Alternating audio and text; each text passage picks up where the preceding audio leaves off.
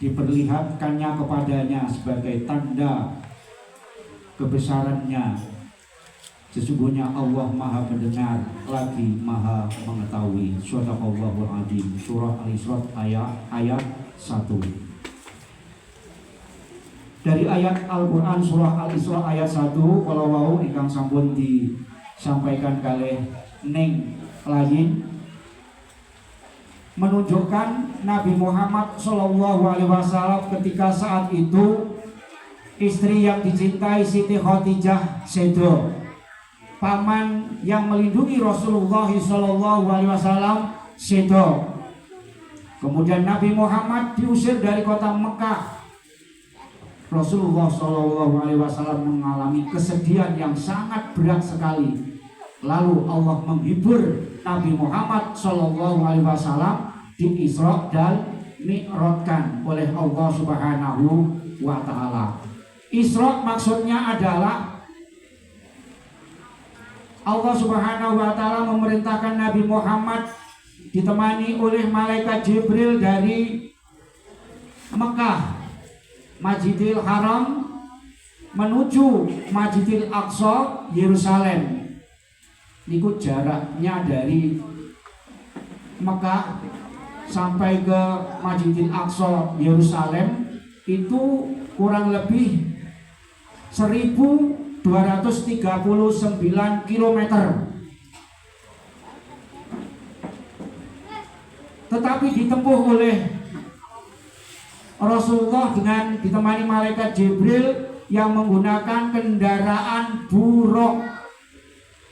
Buruk niku langkung ageng dibandingkan dengan binatang himar, langkung alit dibandingkan dengan binatang kuda. Bentuknya mirip kuda tapi langkung alit, warnanya ini putih petak, putih wonten suwiwine. Nah, suwiwine kalau warnane krim, coklat, hijau, kali hitam. Hanya ditempuh semalaman. Padahal kalau ditempuh kuda atau onta memerlukan waktu 1 bulan. Jadi buruk ini copot seret pada kilat, lebih cepat daripada kilat. Sadar ini dalam melanjutkan perjalanan Nabi Muhammad Isra wal Mi'raj, kemudian di Masjidil Aqsa Rasulullah SAW mengikat kendaraan buruk di sebelah barat Masjidil Aqsa. Rasulullah melaksanakan sholat sunnah 2 rakaat qobliyal masjidi dan diperintahkan oleh malaikat Jibril sebagai imam nabi dahulu dan rasul dahulu. Nah, sebelum dalam teruskan ceritanya dari Masjidil Aqsa ke langit 7 ke Sidratul Muntaha, Rasulullah SAW sebelum melaksanakan Isra wal Mi'raj, Rasulullah dioperasi oleh malaikat Jibril dibantu oleh malaikat Mikail. Coba dalam tangklet Rasulullah SAW berapa kali dioperasi? Ayo, sing iso dalam kasih hadiah. Ayo Cahman ini ayo. Dan yang lainnya, berapa kali Rasulullah dioperasi? Ayo, orang-orang ngeprek nyontek di HP. Ayo berapa kali? Ayo guru sejarah sapa? Ayo SKI. Aja nyontek. Kurang tepat. Ayo berapa kali? Berapa kali? Neng Rahim iki Pakistan nih. Dari Pakistan ya. Ayo berapa kali? Ayo monggo itu Gus. Ayo berapa kali? Kurang tepat ke-12. 4 kali. 6 kurang tepat. Yang betul adalah 4 kali. Nah, jadwal ya biasa kecewa sampai. Operasi yang pertama niku ketika usia 4 tahun, supaya tidak ditemani hatinya itu oleh setan, maka dioperasi Nabi Muhammad oleh malaikat Jibril. Kemudian operasi yang kedua usia berapa? Usia 10 tahun, diisi kali sifat-sifat yang mulia supaya memiliki sifat akhlakul karimah. Yang ketiga usia berapa Nabi Muhammad dioperasi? Usia 40 tahun ketika diangkat menjadi Rasul. Yang keempat, usia berapa Rasulullah Isra wal Mi'raj? Ayo monggo, ayo. Pak Arifin, Gus Heru, Mas Jati, ayo. Ibu-ibu, usia 53 tahun. Jadi 4 kali mengalami operasi Rasulullah SAW. Dicuci dengan air Zam-Zam 3 kali. Kemudian setelah dioperasi Rasulullah SAW itu diisi dengan 4. Napa niku 4 niku? Nomor sepindah inggih menika diisi ilmu. Nomor kali diisi cahaya. Nomor 3 diisi ilmu yakin. Nomor sekawan diisi kali Islam. Setelah dioperasi diisi 4 macam kalau mau lajeng manahipun Rasulullah SAW diwadahi diantaranya wonten 4 sekawan napa niku. Niki maksudipun setelah dioperasi diwadahi juga yang baik. Napa niku 4 nggih nika. Nomor sepindah adalah napa? Diwadahi napa? Ilmu. Nomor kalih ridho. Nomor 3 napa? Nomor 3 qanaah. Nomor sekawan zuhud.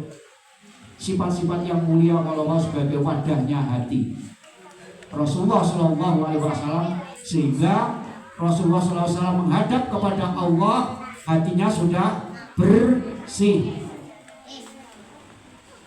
Hadirin wal hadirat, para undangan ingkang Allah hormati, dalam supe ini wonten tamu spesial Bu Nyai Nisa niki Pak Sugeng Rawuh. Bu Nyai Nisa niki nggih niki Ketua Patayan Kota Kediri niki nggih. Nah niki Sugeng Rawuh matur suwun atas kerawuhannya. Lajeng Rasulullah SAW setelah dioperasi melanjutkan malih dari Masjidil Haram ke Masjidil Aqsa, kemudian dari Masjidil Aqsa ke Sidratul Muntaha, langit Sab 7. Langit yang pertama Rasulullah SAW bersama malaikat Jibril panggih kalih Nabi Adam. Langit yang kedua Rasulullah panggih kalih Nabi Yahya dan Nabi Isa. Langit Sab 3 Nabi Muhammad panggih kalih Nabi Yusuf. Langit nomor sekawan Nabi Muhammad panggih kalih Nabi Idris. Langit kelima Nabi Muhammad panggih kalih Nabi Harun. Langit ke-6 Nabi Muhammad panggih kalih Nabi Musa. Langit ke-7 Nabi Muhammad panggih kalih malaikat Ibrahim alaihi salam. Ketika panggih kalih malaikat Nabi Ibrahim alaihi salam, Nabi Muhammad dinasihati kalian Nabi Ibrahim, hai Muhammad, perintahkan umatmu nanti di surga menanam pohon di dalam surga. Nabi Muhammad tanglet, pohon apa itu wahai Nabi Ibrahim?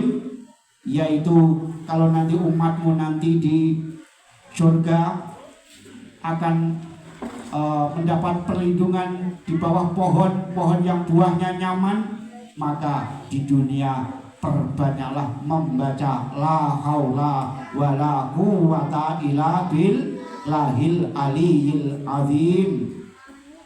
Maksudnya nopo?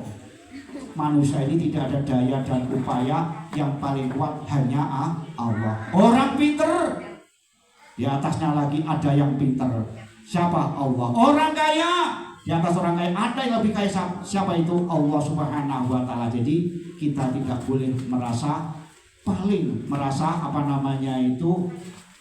lebih mulia daripada yang lainnya. Yang di atas langit, ada langit di atas langit, yaitu yang paling kuasa adalah Allah Subhanahu wa Ta'ala. Kita lihat negara Amerika yang sombong, superpower, merasa alat persenjataannya itu paling mutakhir, nyatanya kebakaran di Los Angeles sekarang yang tidak mampu dipadamkan sampai sekarang. Bahkan Presiden Amerika, siapa namanya? Presiden Amerika Donald Trump sudah tidak sanggup lagi mengatasi kebakaran yang ada di Los Angeles dan daerah-daerah yang lainnya. Ini menunjukkan apa? Yang paling kuasa adalah Allah Subhanahu wa Ta'ala. Ini nasihat Nabi Ibrahim alaihissalam kepada Nabi Muhammad sallallahu alaihi wasallam.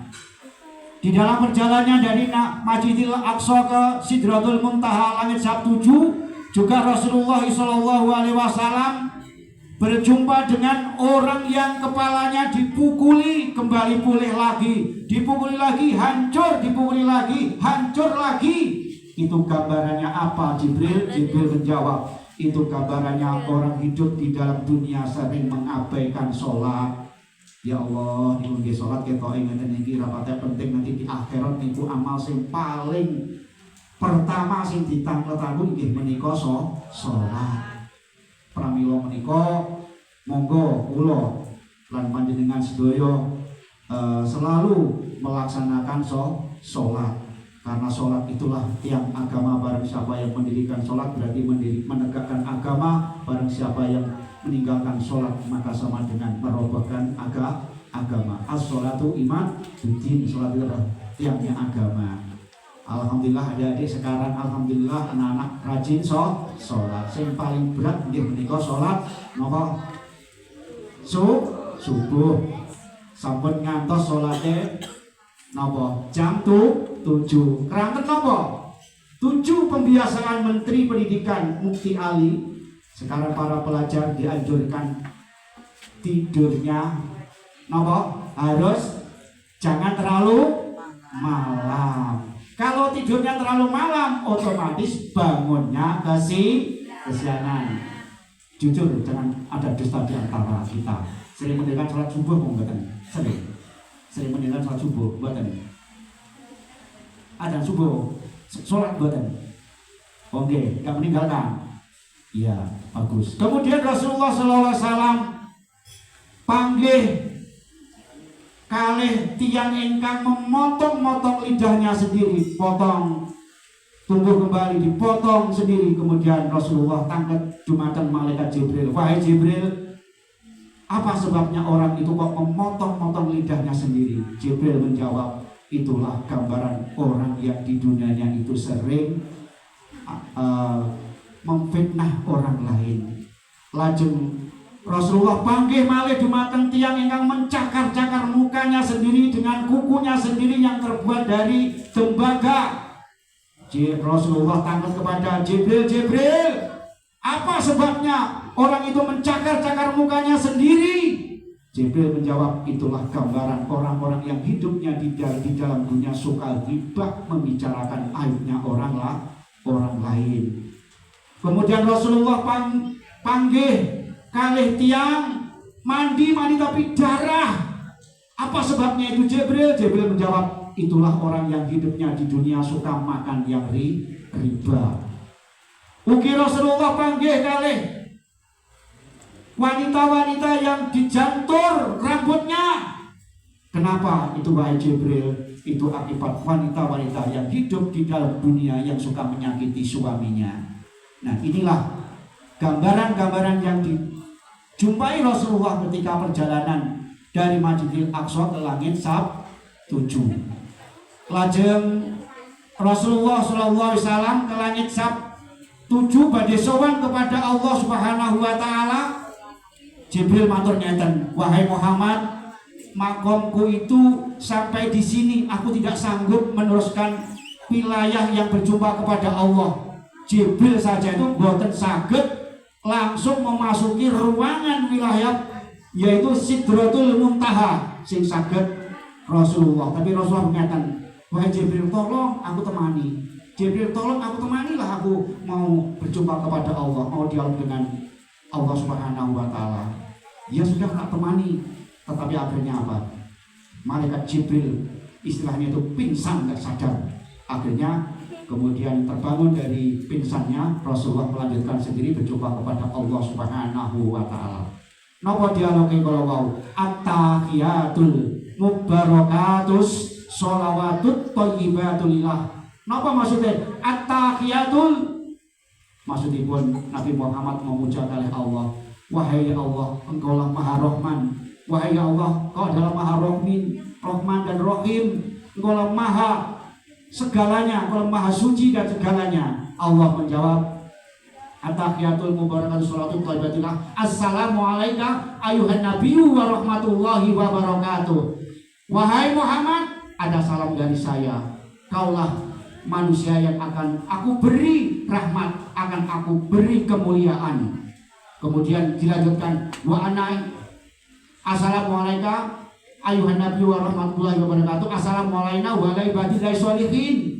Nabi Muhammad menjawab malih, ya Allah, jangan engkau berikan kepada saya saja rahmatmu, berikan kepada semua manusia. Akhirnya malaikat menjawab, asyhadu an la ilaha illallah wa asyhadu anna Muhammadar Rasulullah.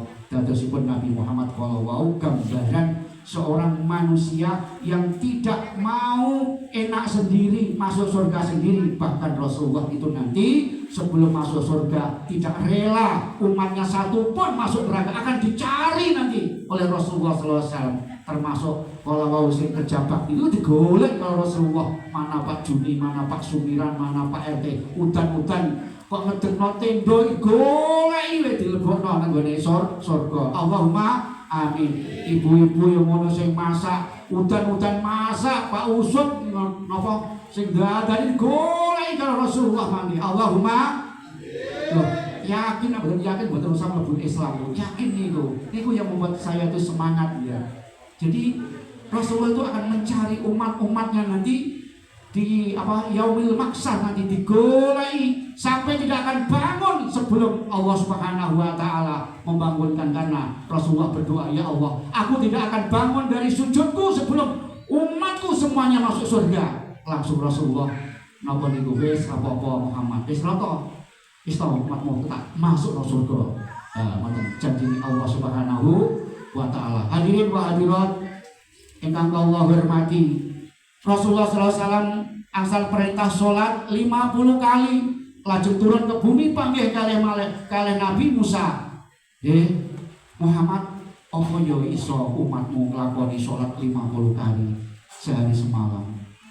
Wong umatku lho diperintah 50 kali, enek sing gak nglakoni. Apa yo umatmu? Apa meneh umatmu akan menemui zaman akhir? Akhirnya nopo? Nabi Muhammad SAW naik malih ke langit Sab 7 mandi Allah Subhanahu wa taala. Dari 50 kali dikurangi 5, dikurangi 5, dikurangi 5, akhirnya buat dados 5 kali sehari semalam. Pramila menika kata Utsman bin Affan dalam kitab Nasaihul Ibad dawuh, sapa sing gelem istiqomah nglakoni salat ajeg tepat pada waktu, nomor 1 Gusti Allah akan menyayangi orang itu, akan sehat badannya, rumahnya akan penuh dengan barokah, wajahnya akan bercahaya nanti di akhirat, kemudian dirinya akan dilindungi oleh malaikat. Dan nanti orang yang sholatnya tepat pada waktu dan istiqomah ajeg, monggo nanti di akhirat akan masuk surga bersama wali-wali Allah Subhanahu wa taala. Sebalikpun sapa sing gampang meninggalkan sholat subuh gampang ditinggalno, mongko wong iku ning akhirat bakal dilebokno neraka jahanam selama 60 tahun. Lho niki nek tiyang iman ya wedi, nek boten iman ya boten wedi. Nek kula iki iman saya yakin niku. Nomor kali salat zuhur, sapa sing gampang ninggalno ngremehno salat zuhur, wong iku padha karo membunuh 1000 wong muslim. Nomor 3, sapa sing gampang ninggalno salat asar, wong iku dosane padha karo ngrobohno Ka'bah. Nomor 4, sapa sing gampang ninggalno salat maghrib, wong iku padha karo menyetubuhi ibu kandungnya sendiri. Nomor 5, sapa sing ninggalno salat isya, mongko wong iku Allah tidak ridho lan panjenengan sedaya manggen ing bumine Allah Subhanahu wa taala. Hadirin wal hadirat, begitu pentingnya salat, maka salat jangan sampai kita abaikan. Terus berusaha kita laksanakan. Masjid yang sudah dibangun, terima kasih wabil khusus Bapak Soleh dan semua warga muslim muslimat yang sudah baik ini, mari kita memakmurkan. Karena apa? Karena kalau suatu daerah itu orangnya beriman, akhlaknya soleh dan solihah, maka penuh rahmat dari langit. Dan apabila daerahnya itu banyak kemaksiatan, boten purun rukun, monggo banyak laknat di suatu daerah itu. Pramila menika monggo ayo kita makmurkan masjid kita ini yang sudah dibangun dengan baik ini, dan mudah-mudahan nanti masjid ini nanti juga di akhirat akan menjadi tunggangan pada yaumil maksa seperti perahu ketika itu. Ini Rasulullah mboten kula sing cerita. Hadirin wal hadirat ingkang kawula hormati. Begitu pentingnya salat menika, pramila menika monggo salat begitu pentingnya, mari kita jalankan salat, baik salat fardu, lebih-lebih salat yang lainnya termasuk salat sunnah dan salat ingkang lentunipun. Terus wonten ingkang tanglet, Pak Ihsan, saya ini sholat, kemudian kok saya ini masih maksiat, apa gunanya itu saya sholat? Yang penting sholat, masalah diterima tidak diterima itu adalah urusan saking Allah Subhanahu wa ta'ala. Hadirin wal hadirat ingkang kawula hormati, sholat kala wau sebagai kewajiban dumateng kula lan panjenengan sedaya, monggo sholat itu butuh begitu pentingnya. Dimanapun, kapanpun berada, mari kita jalankan sholat, dan mudah-mudahan sholat kita ini bisa mencegah perbuatan dan keji dan mungkar. Inna sholata tanha anil fahsya'i wal mungkar. Termasuk kita sebagai orang tua, kalau tidak memerintahkan kepada anaknya, anak masuk neraka, orang tua tidak mau memerintahkan, maka orang tua akan dipanggil oleh Allah, dimasukkan ke dalam neraka. Begitu tanggung jawab orang tua kepada anaknya. Ya ayyuhalladzina amanu qu anfusakum wa ahlikum nara wa quduhan nasu wal hijarah uiddat lil kafirin. Orang-orang yang beriman, jaga dirimu dan keluargamu dari siksa api neraka yang bahan bakarnya itu dari api, dari batu dan dari manusia itu sendiri. Ayo sekali lagi, ayo monggo tim Bajari, ayo selawatan tentang sholat. Iman tuh bagaparma, ayo eman banget, ayo badain.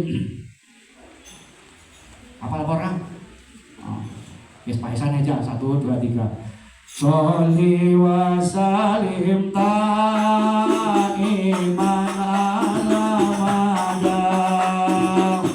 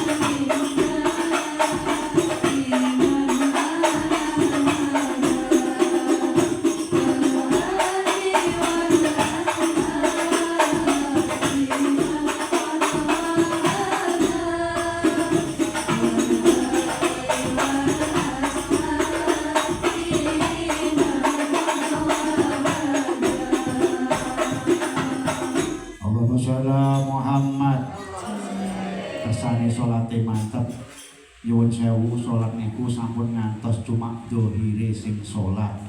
Tapi salat kalau kersane membentuk akhlakul karimah, atine niku nggih kedah salat. Lah manah manungsa kalau diajak salat kalau wau ati niku wonten sekawan bapak-bapak, ibu-ibu. Kersane salat kalau bisa mencegah perbuatan keji dan mungkar menurut para ulama. Ati niku wonten sekawan. Ingkang nomor sepindah diajak salat atinipun hati yang ajrot, hati yang baik. Nomor kali hati aglab, hati yang mati. Nomor 3 hati mankus, hati yang terbalik.